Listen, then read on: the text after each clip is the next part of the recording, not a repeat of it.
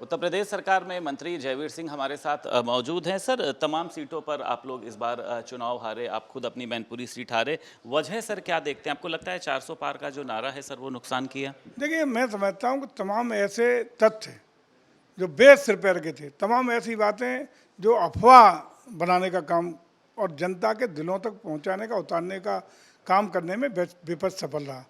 400 पार के नारे को ही उन्होंने इस तरह प्रस्तुत किया कि जैसे 400 पार भारतीय जनता पार्टी इसलिए मांग रही है, मोदी इसलिए मांग रहे हैं कि हम संविधान बदल देंगे। ये बाबा साहब का बनाया हुआ संविधान को बदलना चाहती है भारतीय जनता पार्टी, आरक्षण को ख़त्म करना चाहती है भारतीय जनता। इन झूठी अफवाहों को जनता के दिल दिमाग में पहुंचाने में कहीं ना कहीं ये सफल भी हुए हैं। लेकिन ये सच टेम्पररी है, क्योंकि इसलिए टेम्पररी है कि गैर झूठ के पैर नहीं होते। ये झूठ सब बातें थी, इसको देर सवेर हम लोग जनता के भ्रम को निकालने में सफल होंगे। इसलिए नई ऊर्जा के साथ भारतीय जनता पार्टी अपने मिशन में आगे बढ़ेगी और जो नुकसान हुआ उसकी भरपाई करते हुए एक मजबूत आधार के साथ पुनः हम आगे बढ़ेंगे। की सीट पर सर हार की वजह सर आप क्या देखते हैं? जिस तरीके से वहाँ के आपके सांसद ने बयान दिया, आपको लगता है कि ये वजह है और इस पर कुछ होना भी चाहिए? छोटे बड़े कारण हैं जिस पर ऐसे चर्चा करना मीडिया उचित नहीं है। जो पार्टी कहीं ना कहीं सांसद ने बयान दिया था कि हम आरक्षण कह रहा हूँ, बहुत सारी चीज़ें हैं, बहुत सारी चीज़ें, हाँ ये भी उसमें हो सकता है, लेकिन बहुत सारी चीज़ें हैं जिन पर हमारा संगठन का नेतृत्व, सरकार का नेतृत्व और शीर्ष स्तर पर, प्रदेश स्तर पर चर्चाएं होंगी, आत्मचिंतन होगा, मंथन होगा। लेकिन ये सही है कि झूठी अफवाहों को धरातल पर उतारने में कहीं ना कहीं विपक्ष कारगर साबित हुआ है।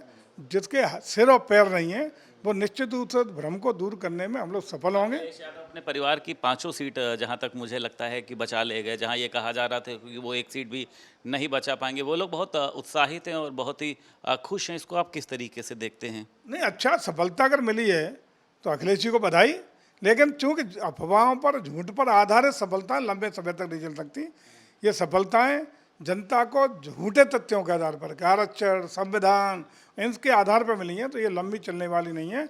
ये सफलताएं बहुत कम समय खुशियां देंगी, लेकिन अंतोगत सच्चाई सच्चाई रहेगी। से कोई मुलाकात हुई, कुछ नाराज़गी दर्ज करी उन्होंने अभी तक की?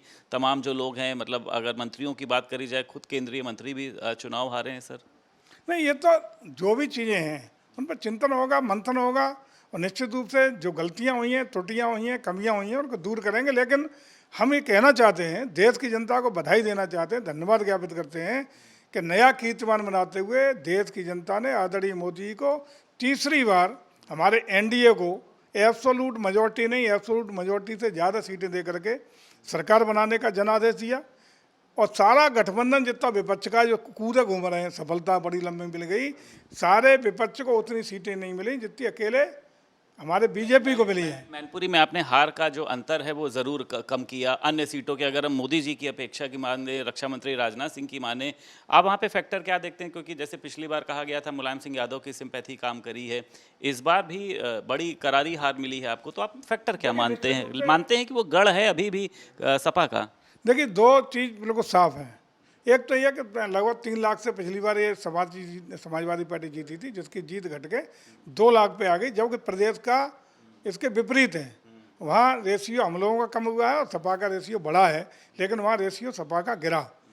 नंबर 2, ये भी सही है कि 89 से प्रदेश भर में अकेले ही सपा का गढ़, जिसको कभी भारतीय जनता पार्टी छू नहीं पाई, वो अकेला मैनपुरी है। बाकी अन्य सीटों में आजमगढ़ हो, रामपुर हो, तमाम सीटें जो गढ़ थीं उस पर कहीं ना कहीं बीच में भगवा लहराने का काम हमारी पार्टी ने किया।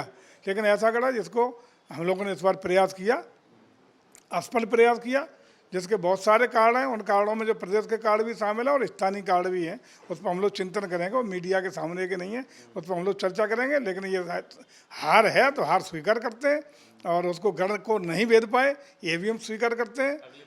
लेकिन ये लगातार हम लोग निराश और हताश नहीं है, प्रयास जारी रहेंगे, लड़ाई जारी रहेगी। उत्तर प्रदेश सरकार में कैबिनेट मंत्री जयवीर सिंह हमारे साथ मौजूद थे। लखनऊ से वीडियो जर्नलिस्ट ब्रिजेश के साथ संदीप खेर, भारत समाचार।